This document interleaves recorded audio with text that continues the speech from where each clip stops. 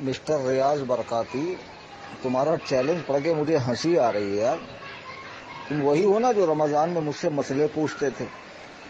تمہیں معلوم ہے شاگرد کی تعریف کیا ہے؟ شاگرد کی تعریف یہ ہے جو کسی سے علمی استفادہ کرے۔ تم نے بہت سارے مسائل مجھ سے پوچھے اور میں نے جواب دیے، تو اس طور سے تم میرے شاگرد ہو گئے۔ اب شاگرد ہو کر استاذ کو مناظرے کا چیلنج دینا اپنی اوقات سے آگے بڑھنا ہے۔ یہ تو ایک حیثیت ہو گئی۔ دوسری حیثیت یہ تم جاہل مطلق ہو۔ جاہل مطلق ہو کے عالم کو مناظرے کا چیلنج دینا، یہ تمہاری دوسری بڑی غلطی ہے۔ تیسری بڑی غلطی یہ کہ مسئلے سے کلی طور پر واقفیت نہ ہونے کی بنا پر مناظرے کا چیلنج دینا، یہ تیسری بڑی غلطیاں ہیں۔ ایسے ہی 10 موٹی موٹی غلطیاں تم نے کی ہیں جو وقت آنے پر میں گنواؤں گا۔ بہرحال اب تم نے چونکہ مناظرے کا چیلنج دیا، چلو میں نے ایکسپٹ کیا۔ اب یہ بتاؤ مناظر ہوگا کون؟ تم خود مناظرہ کرو گے یا نیپال کے گوروں سے مناظرہ کرواؤں گے جو پہاڑی علاقے میں رہتے ہیں، یا پھر نیپال کے کسی مولوی صاحب سے میری بات کراؤں گے؟ مناظرے کا چیلنج حلوہ سمجھ لیا بیوقوف مناظرے کے چیلنج کو؟ مناظرے کا چیلنج دے رہا ہوں، یہ مناظرہ سمجھتا؟ مناظرے کی میم سے واقفیت؟ مناظرہ کرے گا، مناظرے کو مذاق بنا لیا۔ جاہل اور عالم کا مناظرہ ہوتا ہے کہ عالم عالم کا مناظرہ ہوتا؟ اور دوسری بات، تم جو کہہ رہے ہو کہ صوفی صاحب ثابت کریں کہ وہ ڈی آئی والے تھے، اتنے بڑے تو تم عقل سے پیندل ہو، تمہیں یہی نہیں معلوم کہ دعوت اسلامی نے خود اس کا اقرار کیا ہے کہ وہ دعوت اسلامی کے مبلغ ہیں۔ ان کی تحریر بھی میرے پاس ہے، ان کی ویڈیو بھی میرے پاس ہے۔ پھر دوسری بات، انہوں نے یہ بھی اقرار کیا کہ جہانگیر بدر صاحب جو دعوت اسلامی سے تعلق رکھتے تھے، غوث پاک کے عاشق تھے، سمجھے، سلطان باہو کے کلام پسند کرتے تھے، تو مبلغ دعوت اسلامی نے ہی ان کی نماز جنازہ پڑھائی۔ طارق ذلیل پیچھے کھڑا ہوا، پھر اس کے بعد وہ محفل نعت خوانی میں بھی بیٹھا رہا۔ ہمارا سوال یہ ہے کہ دعوت اسلامی کو میں وہابی نہیں کہتا، وہ سنی ہی تحریک ہے۔ تم جانتے ہو میرا مزاج کیا ہے اس مسئلے میں، لیکن جو غلط ہے سو غلط ہے۔ غلط کو صحیح کہنا یہ ہم کو کسی نے سکھایا نہیں ہے، اور نہ یہ ہمارے اعلیٰ حضرت کی تعلیمات ہیں۔ تو یہ بتاؤ کہ طارق ذلیل جب صف میں کھڑا ہوا، تمہیں مسئلہ نہیں معلوم کہ جس صف میں وہابی کھڑا ہو جائے اس پورے صف والوں کی نماز نہیں ہوتی؟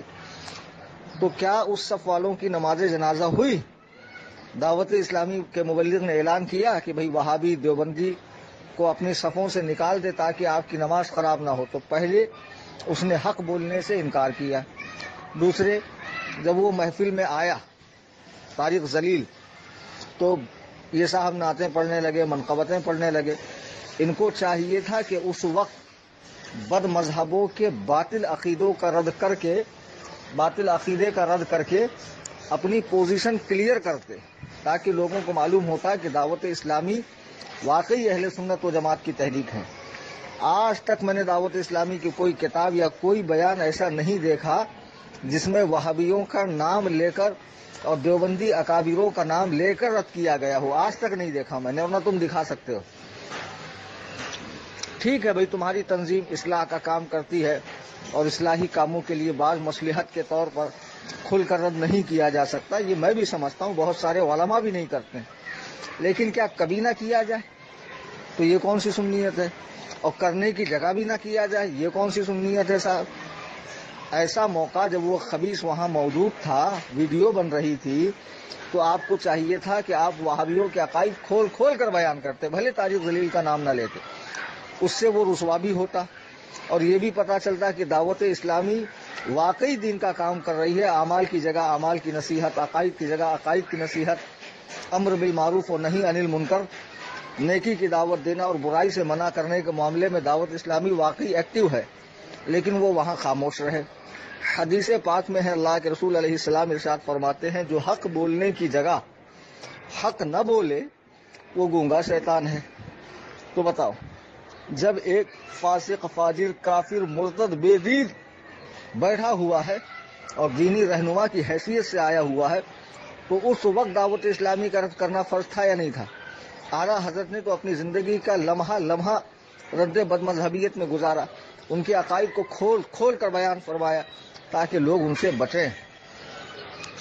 تو تمہارا یہ کہنا کہ وہ دعوت اسلامی والا نہیں تھا، یہ تمہاری بے وقوفی ہے، اس لیے کہ دعوت اسلامی کی جانب سے خود اس کا اعلان ہو چکا ہے کہ وہ دعوت اسلامی کا مبلغ ہی تھا اور طارق ذلیل اس میں آیا ہوا تھا۔ اس کی تو تم نے ویڈیو بھی دیکھی، تصویریں بھی دیکھی۔ چلو یہ ساری باتیں اپنی جگہ۔ اب تم نے چونکہ مناظرے کا چیلنج دیا، اب یہ تو ایسا ہی ہوا کہ کنویں کے مینڈک کو سمندر دیکھنے کی خواہش ہو گئی، ہاں، اس کو کنواں جو ہے کم معلوم پڑ رہا ہے تو وہ چاہ رہا ہے کہ میں سمندر کی سیر کروں، اسے یہ نہیں معلوم کہ سمندر میں جانے کے بعد وہ کسی بڑی مچھلی کا یا مگر مچھ کا لقمہ بن جائے گا۔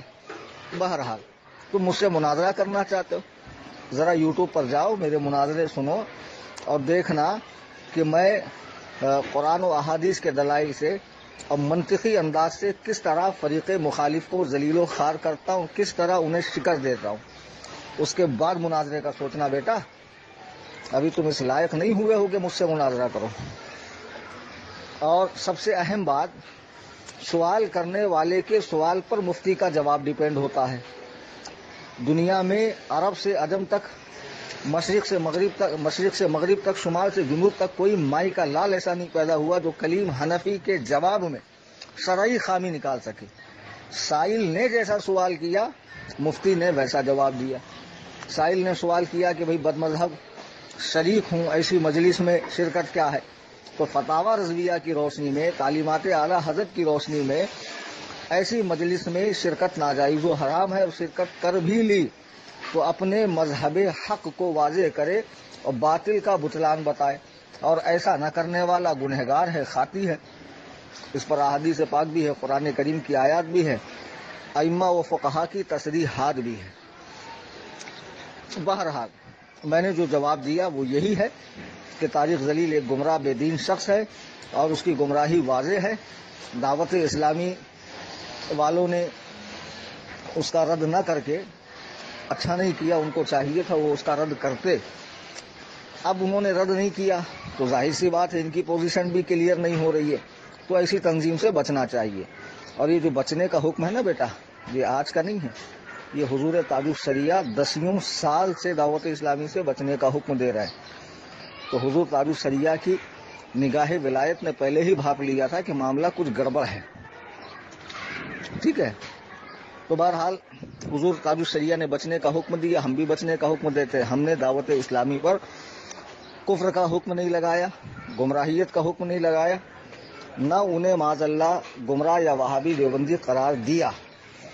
اب جو بات میں نے کہی، بہتر ہوتا کہ میری بات کا رد کوئی عالم دین کرتا، کوئی ان کا ذمہ دار مفتی کرتا، بجائے ان کے نیپال کی سرزمین سے آپ اٹھے اور آپ نے مناظرے کا چیلنج مار دیا۔ آپ کو پہلے اپنی حیثیت بھی تو دیکھ لینا چاہیے کہ میں کس حیثیت کا آدمی ہوں۔ آپ کی فیس بک چیک کی میں نے، ماشاءاللہ کیسی کیسی تصویریں آپ اپلوڈ کرتے ہیں، ذرا اپنے حال پر نظر کرو، بعد میں بات کرو بیٹا، ٹھیک ہے۔ اور بہتر ہے کہ اس کے بعد آئندہ میں تمہاری طرف سے کوئی غلط بات نہ سنوں، ورنہ الحمدللہ ہندوستان ہی نہیں، پاکستان ہی نہیں، پوری دنیا میں خصوصاً نیپال میں بھی میرے شاگردین موجود ہیں جو آن لائن مجھ سے استفادہ کرتے ہیں، جو انشاءاللہ تم تک پہنچ جائیں گے۔ کوئی بڑی بات نہیں ہے، جتنے ہو اتنے رہو، اپنے کام سے کام کرو۔ اور جو علماء کسی تنظیم کی، تحریک کی، کسی عالم کی بربنائے علم و تحقیق رد کرتے ہیں تو یہ ان کا حق ہے، ان کا حق ان سے چھینا نہیں جا سکتا ہے۔ سامنے والے کو بھی چاہیے کہ وہ علم و تحقیق کی روشنی میں اس کا جواب دے تاکہ فریقین کے معاملات آسانی سے سلجھ جائیں۔